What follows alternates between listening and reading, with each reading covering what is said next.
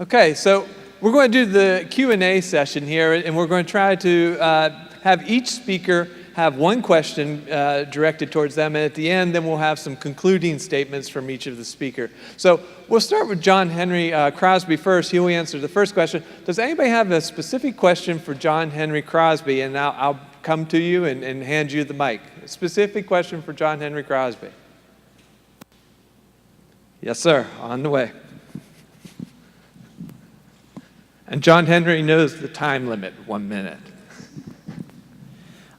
This is in relation to the cultivating independence from passive influences. I just was interested in what you see as some of the main passive influences threatening students today. I mean, the example you used was Nazi Germany and Hildebrand, but what do you see today?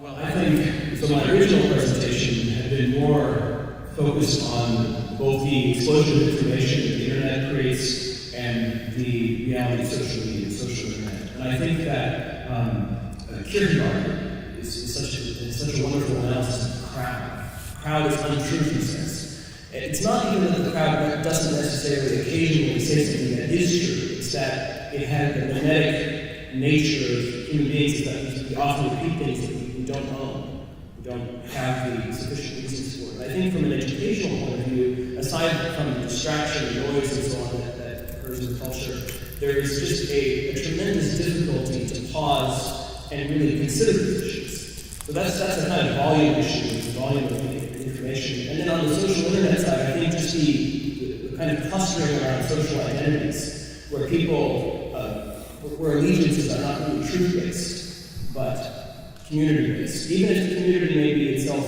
good and relatively benign, I think from an educational point of view, that's complicated. And then, of course, when you have serious problems out there, sort of siren songs in the form of various ideologies, political or otherwise, of course, you see people sort of grouping around them for reasons that aren't intellectually well founded. Very good, John Henry. Thank you. A question for Jon Stewart. Yes. Hold on 1 second.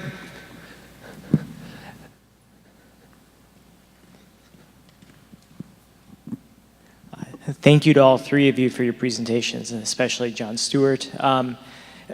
As you were going through many of the prejudices, I was identifying some of them in myself and maybe internally fighting back a little bit, doing battle and coming up with possible responses.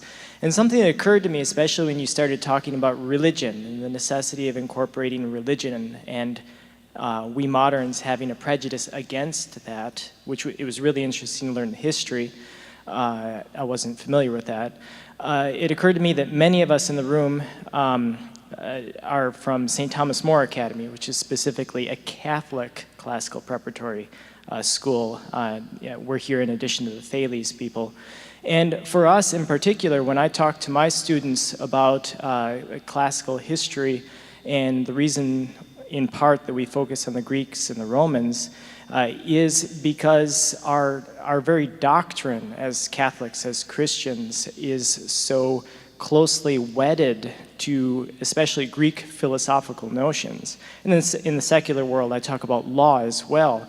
And on the one hand, it seems to fall under what you described as the prejudice of influence, or that on the surface convincing argument for studying.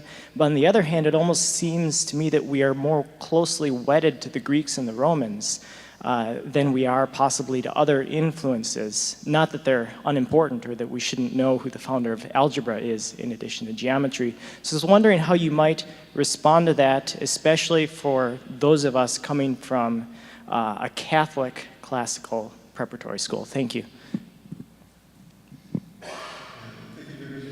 Your question. I think when we engage in this sort of an exercise to say, what are certain standard intuitions we have about classical education, or what's the condition of this, what we tend to think what we're doing is capturing different intuitions. And of course, people have quite different intuitions about the same, depending on one's context, one's upbringing, and so forth.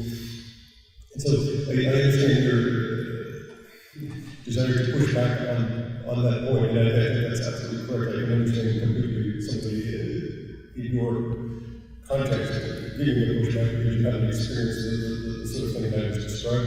That seems to me to make perfect sense. The thing I was trying to identify with that was a more secular approach to education, which had this screen which has come out of England, which influenced American education as well. That was almost an allergic reaction to religion. The religion, that's something that belongs in the private sphere.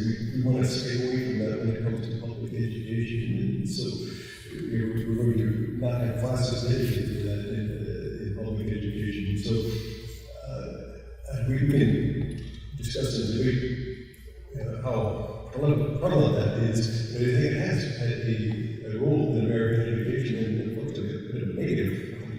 So many people who are so ignorant about different religions as such. But I think, yeah, of course, if you're coming from a Catholic who are well rooted in this tradition, this in contact or in interest, of course, that intuition is going to be completely displaced. And so I appreciate the question. Thank you.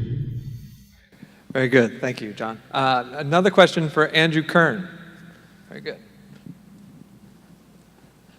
Everybody's choosing at the back of the room. That's a positive sign. So, here you go, Josh.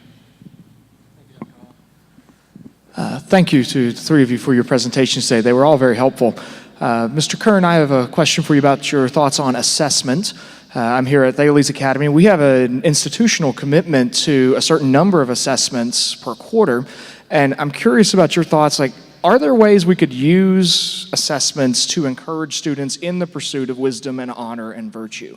Given that we do live in a world where parents expect a numerical assessment of students' knowledge, and that's something that our students already expect and are well trained in. So how can we use that to push them in these directions that you're encouraging? Well, you have to keep those 6 elements harmonized, 6 dimensions.